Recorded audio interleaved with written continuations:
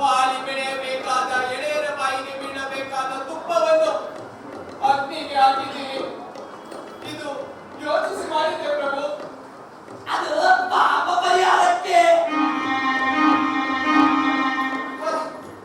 ಒಂದು ಪಾಪ ಪರಿಹಾರಕ್ಕೆ ಇನ್ನೊಂದು ಪಾಪ.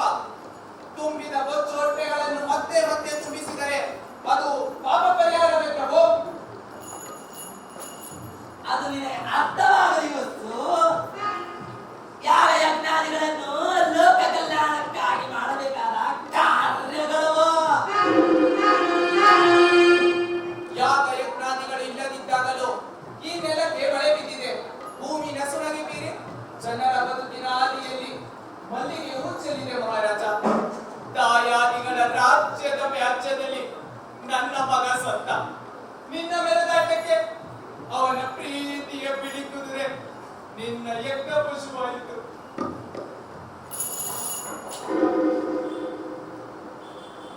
ಈ ದಾಸಿ ಪುತ್ರನಿಗೆ ಇಷ್ಟು ಮಾತನಾಡುವ ಅಧಿಕಾರ ಕೊಟ್ಟದ್ದು ಯಾರು? ನಿನ್ನಪ್ಪ ದಾಸಿಪುತ್ರ, ನನ್ನ ವಿದುರ ಚಿಕ್ಕಪ್ಪ. ದಾಸಿ ಪುತ್ರ ಮಹಾರಾಜ, ನಾನು ದಾಸಿಪುತ್ರ, ರಾಜಕುಮಾರದಲ್ಲ ಪುತ್ರನಾದರೂ ನಿಮ್ಮ ರಾಜ್ಯದ ಜನಕ್ಕೆ ಡಂಗೂರ ಸಾರಿಸಿ ಬಿಡಿ ಪ್ರಭು. ಚಿಕ್ಕ ವಿದುರ ಮತ್ತು ಮಹಾರಾಣಿ ಕುಂತಿದೇವಿ ಬಂದಿದ್ದಾರೆ.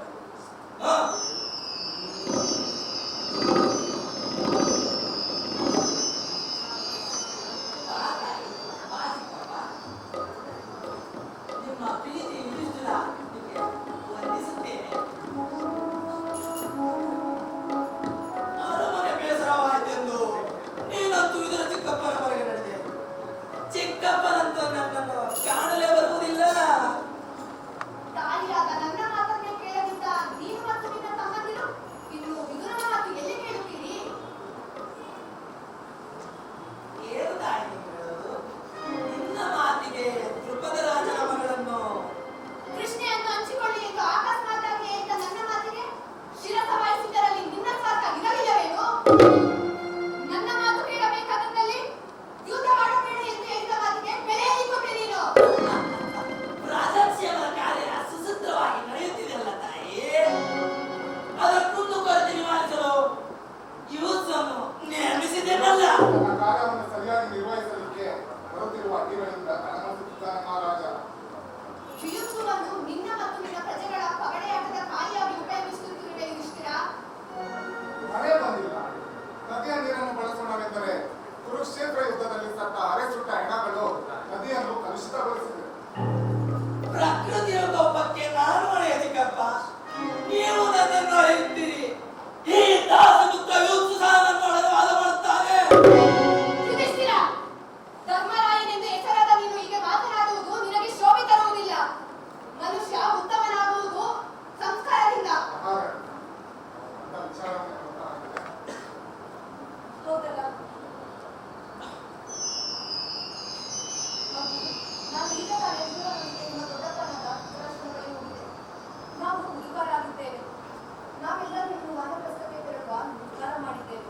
ವಾನಪ್ರಸ್ಥಕ್ಕೆ? ಹೌದು, ವಾನಪ್ರಸ್ಥಕ್ಕೆ. ವಿದುರ, ಹೇಳಬೇಡ ತಾಯಿ. ಹಿರಿಯರಾದ ನೀವು ನಮ್ಮನ್ನು ಬಿಟ್ಟು ಹೋದರೆ ಹಸುವನ್ನು ಹಿಡಿದ ಕರುಗಳಂತಾಗುತ್ತೇವೆ ನಾವು. ನಿಮ್ಮ ಬದುಕಿನ ದಾರಿ ರೂಪಿಸಿಕೊಳ್ಳಲು ಬೇಕಾದ ಬುದ್ಧಿ ಬಂದ ಮೇಲೆ ನಮ್ಮ ಹೊಣೆ ತೀರಿತು ಮಗು. ವಿದುರ ಚಿಕ್ಕಪ್ಪ, ಮಹಾರಾಜ, ಆಗಲೇ ನಾವು ಯೋಚಿಸಿ ಮಾಡಿದರೆ ಚಿಕ್ಕಪ್ಪ, ಚಿಕ್ಕಪ್ಪ. ಹೇಳು.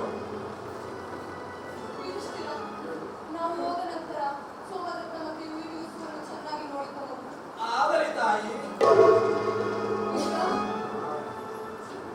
ತಾಯಿ, ತಾಯಿ,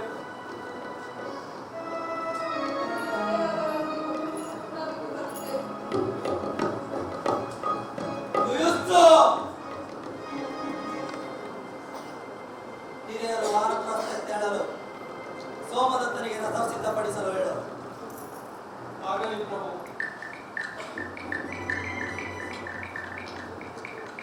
ಮೇಲಿಂದ ಮೇಲೆ ತಾಳಗಳು ನನಗೆದುರು ಬೀಳುತ್ತಿವೆ. ಕಾಯಿಗಳನ್ನು ನಡೆಸಲಾದ ಈ ಹೊತ್ತಿಗೆ ಇಷ್ಟು ನನಗೆ ಏನು ಮಾತನಾಡಿದ್ದೆ ಒಂದು ಬೆರಗು ಏನಾಗಿದೆ ದಾಸಿ? ಈಗ ಸರಿಯಾಯಿತು. ಇರುವರು ವಾನಪ್ರಾಂತಕ್ಕೆ ತೆರಳಿ ಮರಳಿ ಬರುವಾಗ ಸೋಮದತ್ತ ಯೂಸ್ತನ ರಥದ ಚಕ್ರ ಉರುಳಿ ಬೀಳುತ್ತದೆ. ಉಳಿದ ಕೆಲಸವನ್ನು ನನ್ನ ಕಾಪು ಭಟರು ನೋಡಿಕೊಳ್ಳುತ್ತಾರೆ.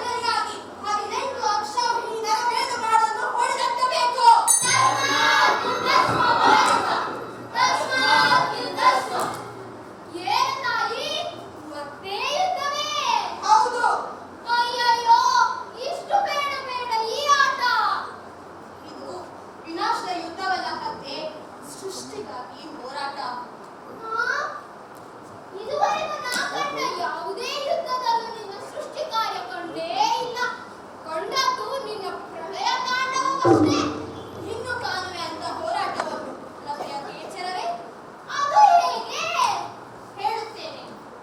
ನೈನಂ ಚಿಂದಂತಿ ಶಸ್ತ್ರಾಣಿ ನೈನಂ ದಹತಿ ಪಾವಕ ನ ಚೈನಂ ಖೇದಯಂತಾಪೋ ನ ಶೋಷಯತಿ ಮಾನವ.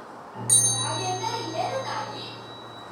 ಶಸ್ತ್ರಗಳು ಕತ್ತರಿಸಿ ಬೆಂಕಿಯುರಿ ಸುಡದು, ಹೊಳೆಯಿಸದು ಉಳಿಯದನ್ನು, ಗಾಳಿಯು ಶೋಷಿಸದು. ಅದನ್ನು ಒದಗುವಂತ ಯಾವುದನ್ನು ತಾಯಿ? ಚೈತನ್ಯವನ್ನು ಯುಯಿಸುವುದು. ಚೈತನ್ಯವನ್ನು ಯುಯಿಸುವುದು. ವಿಷಾದನೆ ರಕ್ಷಿಸಿದ ಆ ಜೀವ ಯುಯಿಸು. ಸಾವವನ ಬಲಿಸಾವನು ಸರ್ವತಾ ಸಿದ್ಧವಿಲ್ಲ. ಓ, ಅವನು ಯುಯಿಸುವೆ. ಮತ್ತೆ ಆ ಇನ್ನೊಬ್ಬ ಸೋಮದತ್ತ. ಓ, ಪಾಂಡವ ಸೋಮದತ್ತನೇ. ಪಾಂಡವ ಧರ್ಮ ಸಂಸ್ಥಾಪನೆಗಾಗಿ ಖಂಡನಾದರೂ ಅಷ್ಟೇ, ಸೋಮದತ್ತನಾದರೂ ಅಷ್ಟೇ. ರಥಚಕ್ರ ಅವರ ಸಾವಿರನ್ನು ಕಾಡುತ್ತಿದೆ. ಆದರೆ ಯುಯಿಸುವುದು ಅದಮ್ಯ ಚೇತನೆ. ನಿಶಾದರ ನಡುವೆ ಗಾಳಿ, ಜನರೊಡನೆ ಒಂದಾದ ಅವನಿಲ್ಲ. ರಾಜವಂಶವೂ ಅಲ್ಲ, ರಾಜನನ್ನು ಓಲೈಸುವ ಸೂತನೂ ಅಲ್ಲ. ಅವನಿಗೀಗ ಮರುಹುಟ್ಟು. ಯಾವ ಧರ್ಮವೂ ಅವನಿಗೆ ಹೆಚ್ಚಲ್ಲ ತನ್ನ ಧರ್ಮದ ಮುಂದೆ. ಅಯ್ಯಯ್ಯೋ, ಪರಧರ್ಮಗಳೆಲ್ಲ ಅಳಿದು ನರಧರ್ಮವಂತೆ ಉಳಿದರೆ ನಮಗೆಲ್ಲಿ ಹುಡುಗಾನ ತಾಯಿ?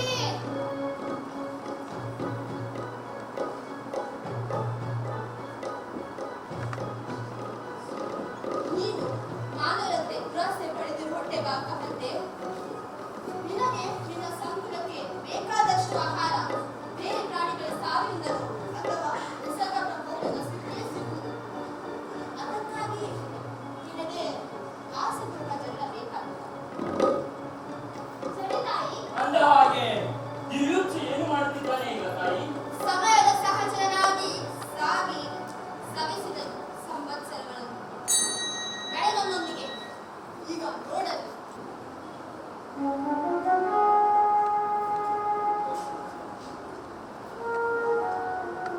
ನನ್ನಿಂದ ಅದ್ಯಾವ ಅನಾಹುತವಾಯಿತೆಂದು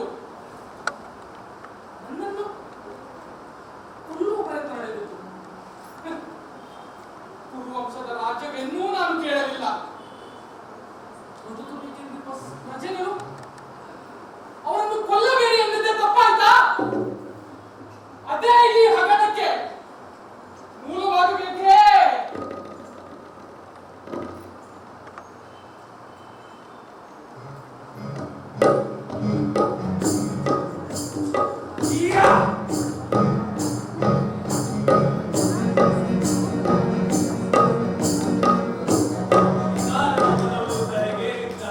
ಧರ್ಮ ಬೇರೆ ಬೇರೆ ರೂಪದಲ್ಲಿ ಕಾಣತೊಡಗುತ್ತದೆ. ಯಾವುದು? ಎಲ್ಲಿಂದ ಬರುತ್ತಿದೆ ಈ ಸ್ವರ? ಗಳಿಗೆ ವಿಗಳಿಗೆಗಳು, ದಿನ ರಾತ್ರಿಗಳು, ಪಕ್ಷ ಮಾಸಗಳು ನನ್ನ ಅಂಗೈಯಲ್ಲಿ. ನಿಯಂತ್ರಿತ ನಿಯಮಕ್ಕನುಸಾರವಾಗಿ ನಾನು ಸಮಯ ಸಾಮ್ರಾಜ್ಯವನ್ನು ಆಳುತ್ತಿದ್ದೇನೆ. ನಾನು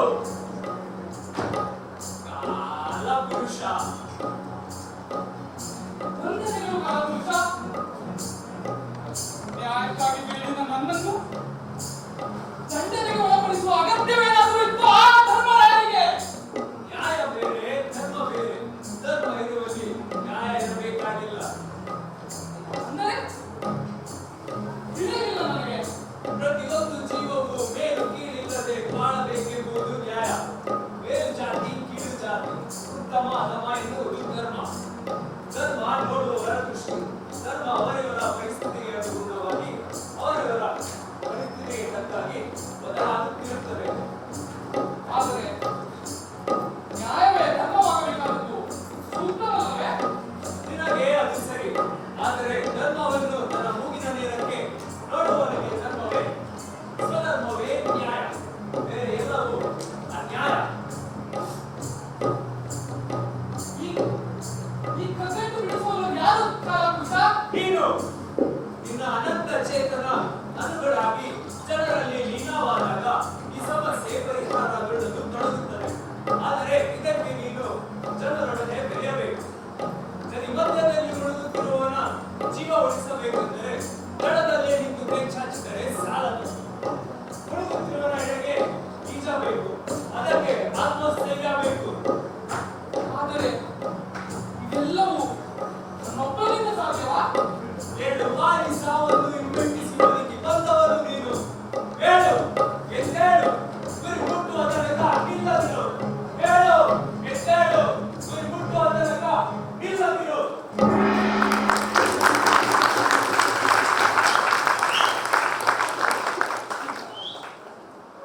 ಮನುಷ್ಯರ ಸ್ವಭಾವವೇ ವಿಚಿತ್ರ.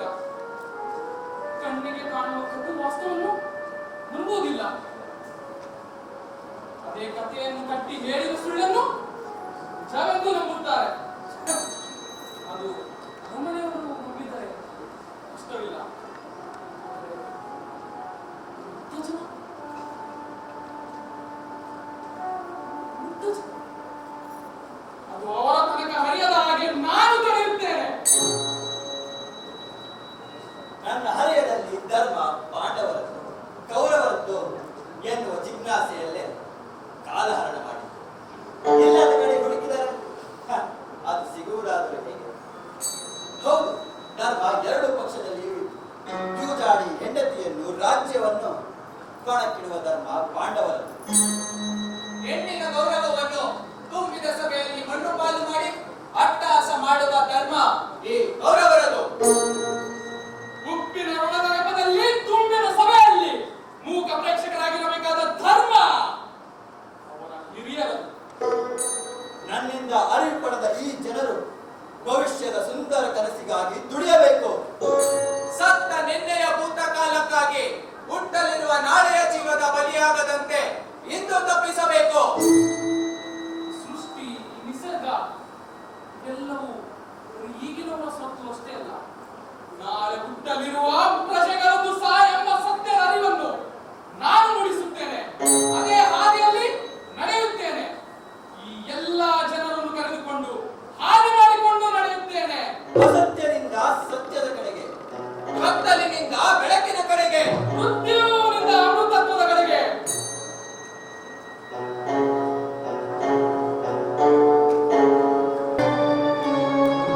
ಯುದ್ಧ ಬೇಡ, ಶಾಂತಿ ಶಾಂತಿ ಬೇಕು.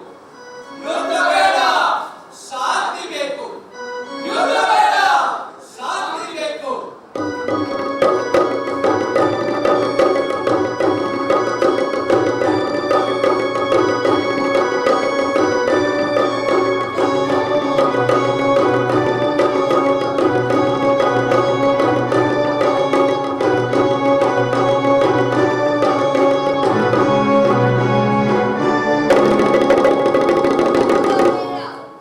ಶಾಂತಿ ಬೇಕು. ಯುದ್ಧ ಬೇಡ, ಶಾಂತಿ ಬೇಕು. ಯುದ್ಧ ಬೇಡ, ಶಾಂತಿ ಬೇಕು. ಯುದ್ಧ ಬೇಡ, ಶಾಂತಿ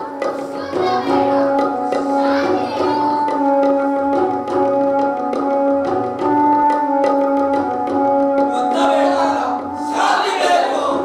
ಯುದ್ಧ ಬೇಡ, ಶಾಂತಿ ಬೇಕು. ಯುದ್ಧ ಬೇಡ, ಶಾಂತಿ ಬೇಕು.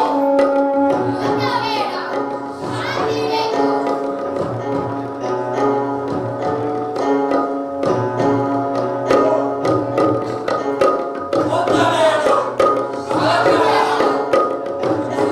ಪ್ರಬುದ್ಧನಾಗು.